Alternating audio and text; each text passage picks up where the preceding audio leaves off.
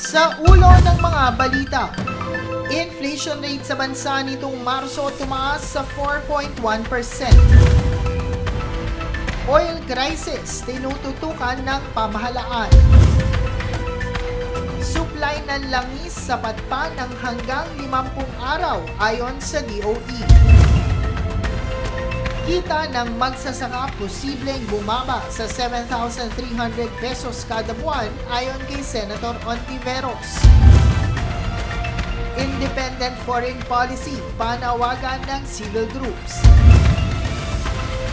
Higit sa 53 million pesos na halaga ng walang FDA permit na gamot at iba pang kontrabando, timbog sa MICP.